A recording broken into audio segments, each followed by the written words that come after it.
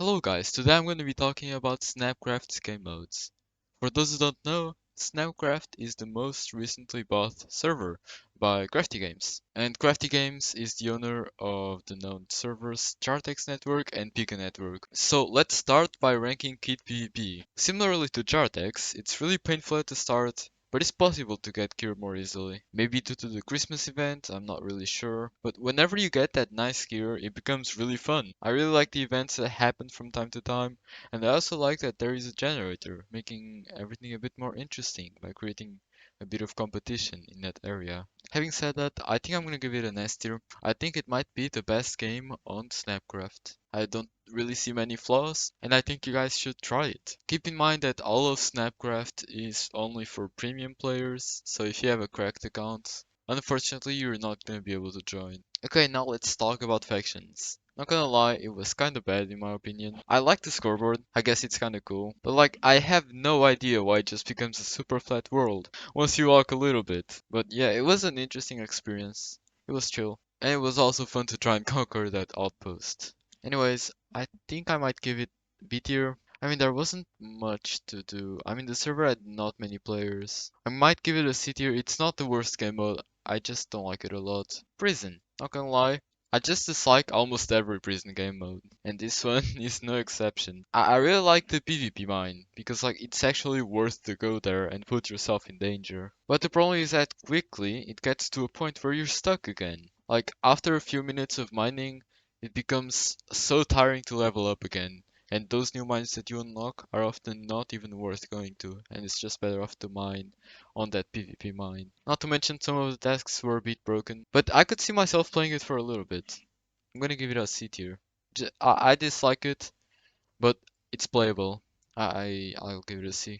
Parkour. I like parkour. I'm not gonna lie, I really like parkour. I think it's an interesting way, the way that they chose to build this game mode, and I like it. It's just like a parkour map, just like how you think a parkour would be, but it doesn't offer that much variety after those levels. If you're stuck on a level, what you're gonna do? Skip it? I mean, that's not how it works. You have to go through the levels, and if you're stuck on one, oh well. You either go back, or you just don't progress at all. Anyways, I think if there were like more maps instead of like levels, it would be more fun of a game mode and more played.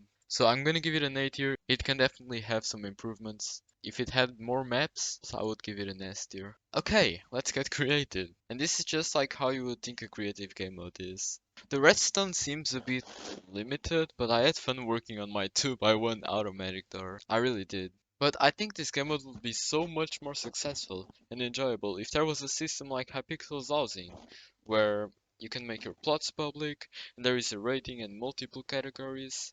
This way people can like explore the best houses in the server. So yeah, the spawn is kind of difficult, like you don't really understand what to do. I think it could improve a lot. If it had these improvements, I would definitely give it an S tier. I'm gonna keep it on A. If they do these changes, I feel like creative has so much potential. Okay, let's talk about survival. I'm gonna be honest, I don't really remember playing there because I did it like 1 month ago. But I remember it being a normal survival server. I do like the MCMMO. The MCMMO gives the more experienced players a way of distinguishing themselves from the average one, and I just like survival servers in general, and this one doesn't really have many flaws, so I'm gonna give it an A tier. And finally, let's talk about Skyblock. Not gonna lie, this is my favorite game mode from Snapcraft, just during the first like 15 minutes. Like, the start is really promising.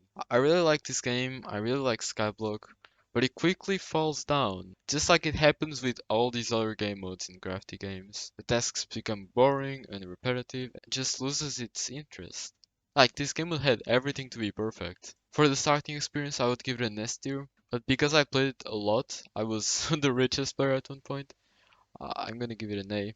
This is what I think of the game modes, but let's organize it a bit better. I think Factions is the worst game mode. I think Parkour is like one of the best. You can really have some fun even with not many maps. But KitPvP remains the top game mode. And for B tier, I think I'm gonna put creative there. The spawn is really confusing and there can be many more improvements. I really want to see this game mode on the S tier, but I think B is worth the spot for now. I feel like if staff just put all their efforts into a game that could last like forever, without losing its fun, and with constant updates. I think it will boost any of these servers. Now, I say this because there are game modes like Lifesteal on Pico Network, Gens on Jartex, and Skyblock on Snapcraft that start really well, but then they just slowly downfall. And I feel like if they were just a bit more complete, that would change these servers forever. And I know this doesn't sound realistic, like a perfect game mode doesn't exist, Climbby. What the hell are you saying? For that, I ask to just listen to the community and fix the existing games, like Creative has a lot of potential. I don't think it's that difficult to fix. Parkour can also be a bit improved and make the server quite better. And all the suggestions I gave in these tier lists and that community gives. Anyways, I hope you guys enjoyed this tier list, and I'll see you all next time.